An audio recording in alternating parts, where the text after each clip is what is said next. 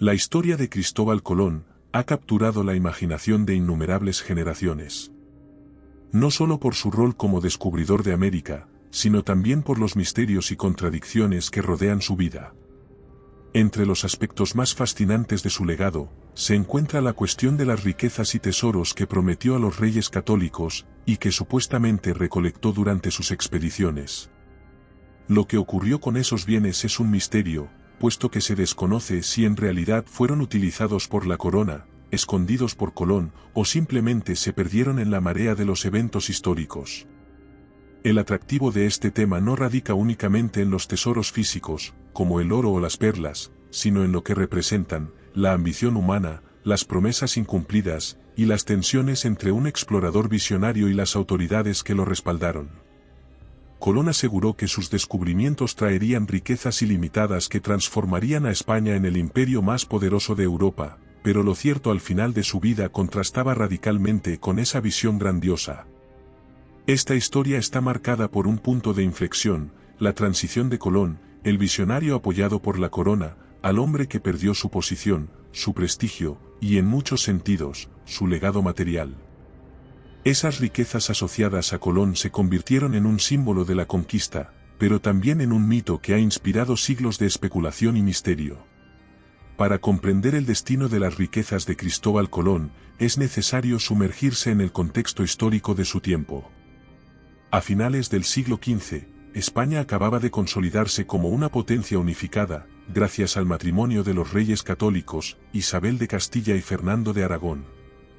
Tras completar la reconquista en 1492, sus ojos estaban puestos en la expansión más allá de Europa, sobre todo en la búsqueda de nuevas rutas comerciales hacia las Indias. Colón llegó a la corte con una propuesta audaz: descubrir una ruta marítima hacia Asia, navegando hacia el oeste. Aunque sus cálculos geográficos eran erróneos, su capacidad de persuasión convenció a Isabel y Fernando de que los beneficios potenciales valían el riesgo. A cambio de su apoyo, Colón negoció con astucia los términos del contrato, conocido como las capitulaciones de Santa Fe, que le otorgaban un porcentaje de las riquezas descubiertas, así como el título de almirante de la mar Océana. En su primer viaje, Colón regresó con pequeñas cantidades de oro, algunos indígenas, y relatos de tierras ricas en recursos naturales. Estas noticias avivaron las expectativas de la corona, que financió 3 expediciones más. Sin embargo, la realidad de los viajes subsecuentes fue mucho más complicada. Aunque Colón recolectó algo de oro, perlas y especias, las riquezas eran limitadas, y no cumplían con las grandiosas promesas iniciales. Además, la administración de Colón en las tierras descubiertas estuvo marcada por conflictos internos y una explotación sistemática de las poblaciones indígenas. Implementó el sistema de encomiendas, que permitía a los colonos españoles recolectar tributos de los indígenas, en forma de bienes o trabajo forzado. Este sistema generó tensiones, tanto entre los colonos como con la corona, y tuvo consecuencias devastadoras para las poblaciones locales. Este contexto lleva a una conclusión clara: las riquezas recolectadas por Colón nunca fueron tan abundantes como él había asegurado. Pese a ello, el manejo de esos bienes y su insistencia en reclamar derechos exclusivos sobre ellos, fueron factores clave en su caída posterior. La relación de Colón con la corona española se deterioró rápidamente tras sus primeros éxitos. Sus habilidades como explorador no se tradujeron en una administración eficiente de las tierras que descubrió. Enfrentado a rebeliones de colonos y tensiones con los indígenas, Colón fue acusado de gobernar con tiranía y negligencia. Estas acusaciones culminaron en su arresto en 1500, y su regreso a España encadenado, una imagen que simboliza su caída en desgracia. Aunque los reyes católicos lo liberaron, su reputación quedó gravemente dañada. Fue despojado de su título de gobernador y nunca recuperó el control sobre las riquezas que creía haber asegurado para sí mismo. Durante este periodo, la corona tomó medidas para centralizar el control de los recursos del Nuevo Mundo, lo que significaba que cualquier riqueza recolectada pasaría a las manos del Estado. A pesar de su insistencia en que las capitulaciones de Santa Fe le otorgaban derechos perpetuos sobre las ganancias de las Indias, la corona no estaba dispuesta a concederle tanto poder. Este conflicto legal se prolongó durante años, incluso después de su muerte. Cuando Colón falleció en 1506, lo hizo como un hombre amargado y aparentemente empobrecido.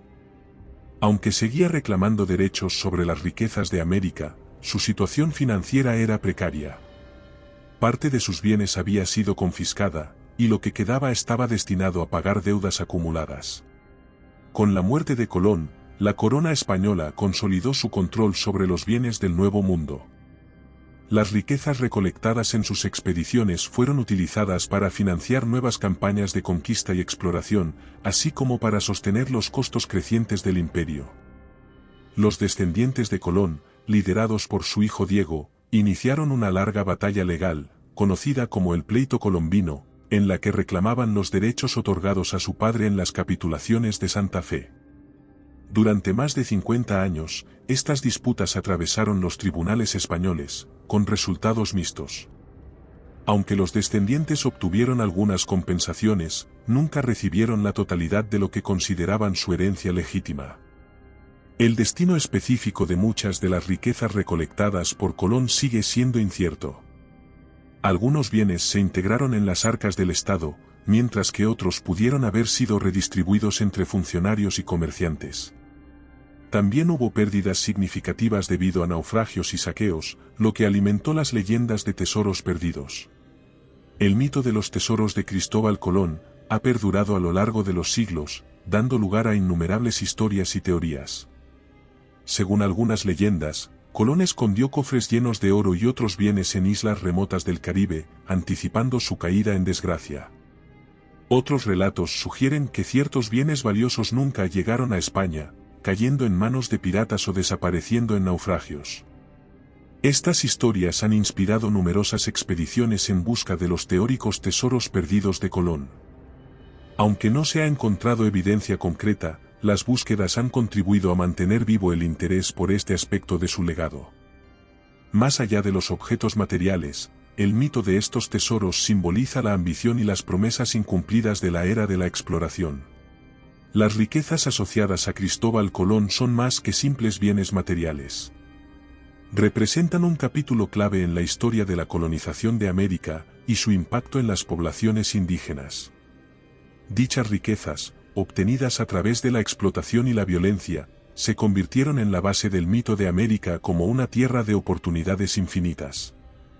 Culturalmente, los tesoros de Colón han servido como metáfora de las tensiones entre ambición y fracaso, y entre exploración y conquista. También han alimentado debates sobre el legado de la colonización, y el papel de figuras como Colón en la historia global. El destino de las riquezas de Cristóbal Colón sigue siendo un tema abierto a la interpretación.